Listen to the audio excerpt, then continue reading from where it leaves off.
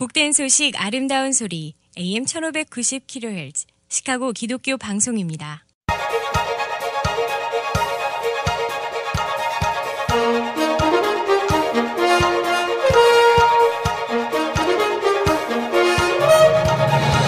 김정일 해설위원의 시사 해설.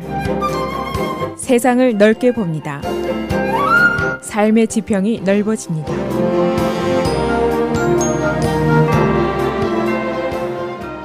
시사 해설입니다.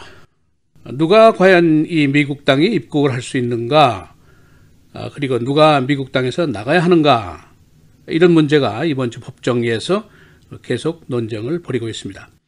이것은 미국의 안보 문제를 비롯해서 국경, 이민 등 중차대한 문제와 관련이 되어 있는 문제입니다.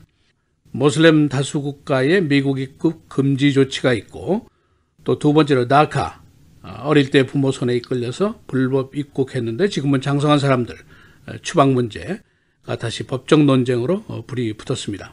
트럼프 대통령은 이 문제에 대해서 매우 처음부터 강경한 입장을 취했고, 취임 직후부터 모두 금지 조치를 내렸습니다. 그러나 각급 법원에서 트럼프 대통령의 결정에 반대되는 판결이 계속 나와서 이제는 이 논쟁이 결국 대법원까지 올라가게 됐습니다. 이 사안들은 단순히 여행 금지 또는 불법 이민자 추방 문제에 더 나아가서 대통령의 권한 문제, 또 국가 안보 문제, 헌법 위반 여부의 문제, 또 이민법 위반 여부의 문제, 더 나아가서는 인도적인 문제까지 확대가 되는 매우 중요한 문제라고 볼 수가 있습니다. 특히 다카 문제는 우리 한인 커뮤니티에도 해당자들이 많이 있기 때문에 영향이 미치는 사안인데, 일부 한국의 언론들이 이 문제를 잘 이해하지 못했습니다. 그래서 마치 하급 법원의 판결로 다 해결이 된 양 보도를 한 적이 있습니다. 그래서 우리 커뮤니티에 혼란을 일으키기도 했었습니다. 그래서 오늘은 이 두 가지 중요한 문제, 현재 그 논쟁이 어디쯤에 와 있는가 하는 문제를 알아보고, 또 찬반 양론의 근거는 무엇인가, 앞으로의 전망은 어떤 것인가 알아보도록 하겠습니다. 먼저 다카 문제입니다. 엊그제 화요일에 연방법원이 오바마 대통령의 대통령 명령으로 내놓은 다카를 지지하는 판결을 내놓았습니다.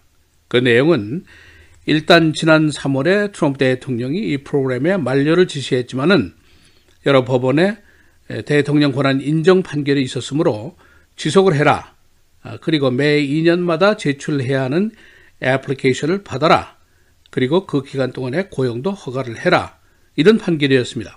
그 전에 있었던 판결보다는 연장 신청서를 받아라, 고용을 허가해라, 이런 주문을 추가한 판결이라고 볼 수가 있습니다.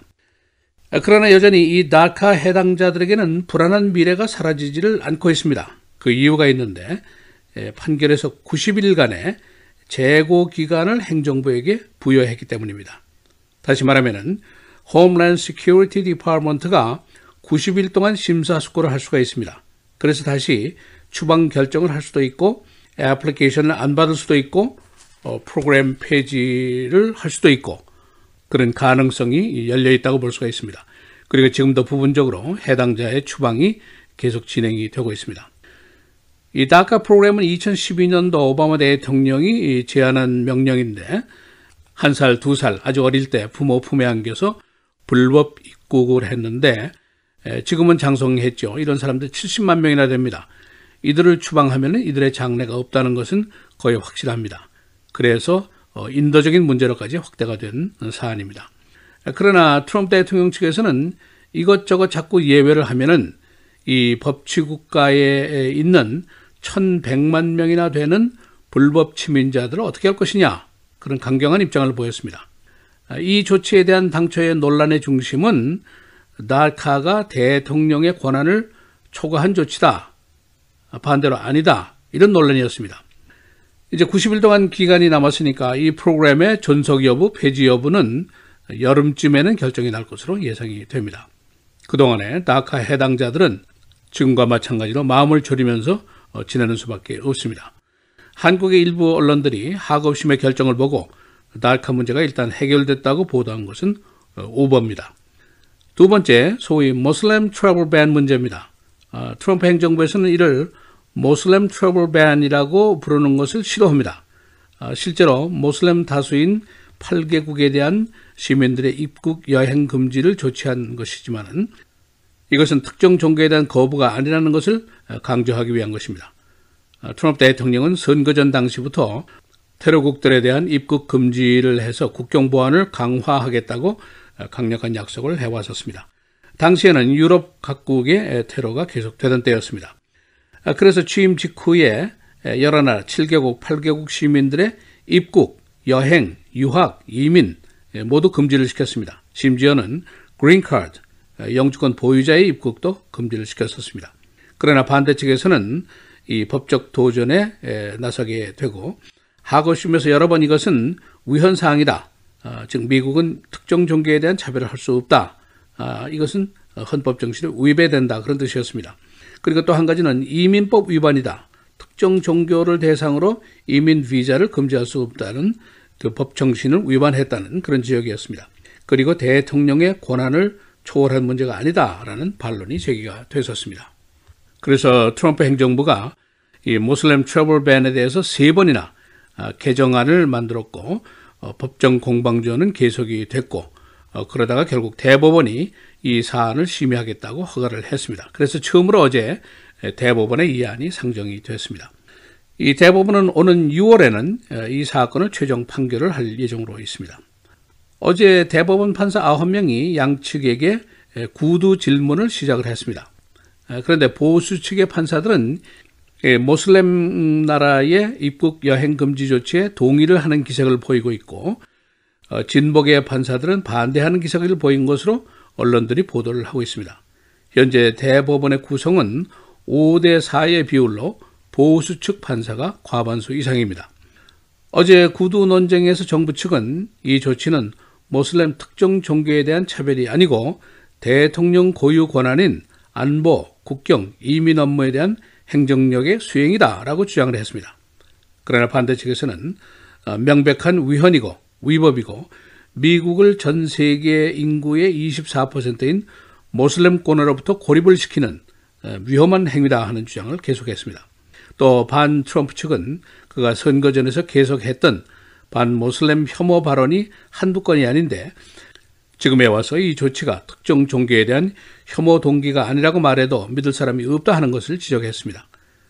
여기에 반대해서 트럼프 측은 그런 발언은 후보 시절의 발언일 뿐이고 대통령 취임 전의 발언은 이 법적 논란에서는 무시되거나 제외가 돼야 한다고 강력하게 주장을 했습니다. 트럼프 쪽에서는 국가 안보 우선으로 취한 조치라는 주장을 계속하고 있고 반대쪽에서는 오히려 모슬렘권으로부터의 협조를 못 얻어서 테러전에 취약해질 수 있다는 반론을 제기하고 있습니다. 금년도 여름에는 이 문제, 즉 다카 문제라든가 모슬렘 트래블 밴을 중심으로 한 안보 문제, 국경 문제, 이민 문제, 대통령의 권한 문제 이런 문제가 어떻게든 대법원에서 결정이 날 것으로 예상이 됩니다. 시사해설 김정일입니다.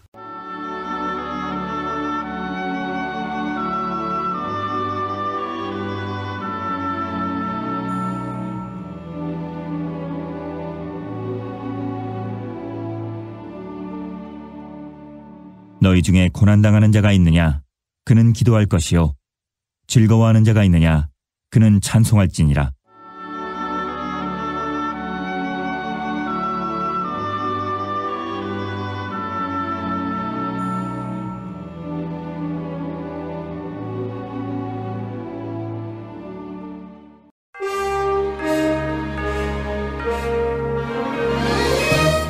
(4월 26일) 목요일 헤드라인 오늘의 주요 뉴스입니다.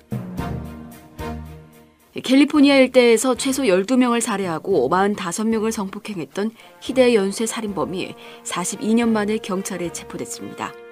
1970년대와 1980년대 주택가를 공포로 몰아넣고 최악의 미제 사건으로 골든스테이트 킬러라는 별칭까지 붙은 용의자는 전직 경찰관으로 드러나 충격을 주고 있습니다. 캘리포니아주 세크라멘토 경찰은 살인 혐의로 72살 제임스 디앤젤로를 붙잡아 송치했다고 밝혔습니다. 트럼프 대통령의 주치의 출신으로 보훈장관에 지명된 로니 잭슨이 인준 과정에서 자질 논란이 커지는 것에 좌절하면서 사퇴할 수도 있다는 심경을 동료들에게 내비쳤던 것으로 알려졌습니다. 잭슨의 이런 망설임은 어제 상원보훈위원회 존 테스터 의원 주도로 잭슨의 전 현직 동료 23명을 인터뷰해 그의 직업적 위법 행위에 대한 의혹을 담은 2쪽짜리 메모가 나오기 전부터 있었다고 언론은 보도했습니다. 잭슨은 해군과 백악관에서 근무할 당시 약물을 과다 처방하고 근무 중 술을 마시는 등 음주 습관에 문제가 있으며 직원들을 모욕적으로 대해 업무 환경을 훼손했다는 등의 의혹을 받고 있습니다. 상원은 오늘 전체 회의를 열고 마이크 폼페이오 국무장관 지명자 인준안에 대한 표결을 진행합니다. 만약 오늘 인준안 표결을 하는 것에 대해 반대하는 이가 있을 경우 상원 전체 표결은 27일로 연기될 수도 있습니다. 폼페이오 지명자는 인준안이 상원 전체 회의에서 가결될 만큼 현재 충분한 찬성표를 확보하고 있습니다. 폼페이오 지명자 인준안이 상원 전체 회의에서 통과되기 위해서는 최소 55명의 찬성이 필요합니다. 무슬림 등의 미국 입국을 제한하는 트럼프 대통령의 반이민 행정명령에 연방대법원이 트럼프 대통령 손을 들어주는 쪽으로 기울고 있다고 언론이 어제 보도했습니다. 여러 주 법원이 행정명령이 위헌이라며 거듭 제동을 걸었으나 이에 트럼프 행정부가 항소해 대법원은 오는 6월 결론을 내립니다. 연방 대법관 9명 중 5명은 트럼프 대통령이 국가 안보를 이유로 내건 반이민 행정명령과 관련해 권한을 남용하지 않았다고 확신하는 것으로 보인다고 언론은 전했습니다.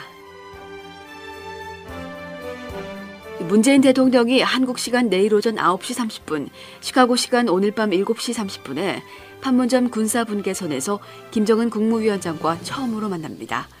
청와대는 양측 정상이 오전 오후 2차례에 걸쳐 진행되는 회담을 마친 뒤 판문점 선언으로 불리게 될 공동 합의문 발표를 준비하고 있습니다. 일리노이주 의회가 총기 규제 강화 시도를 어제 포기했습니다. 주 의회는 주내 총기상에 대한 면허제를 추진했으나 주지사가 이에 반대했고 어제 이 주지사의 거부권에 대한 도전을 포기했습니다. 민주당은 주지사의 거부권 무효화 시도를 포기하고 다음 선거 시에 이를 다시 재론할 계획입니다. 다운타운 홀리네임 성당의 헌금 10만 달러가 도난당했습니다. 시카고 경찰은 성당 측의 신고에 따라 이 헌금 도난 사건을 수사 중인데 아직 체포된 사람은 없습니다.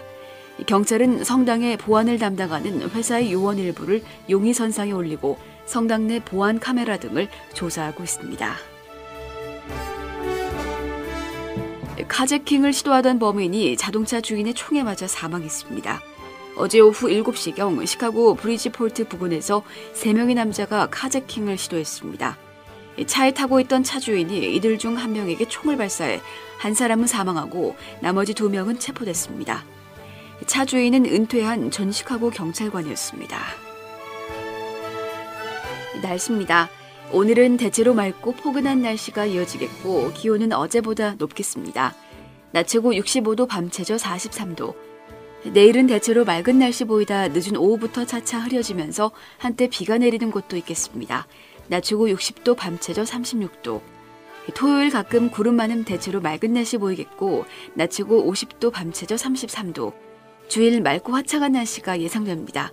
낮 최고 59도, 밤 최저 43도입니다.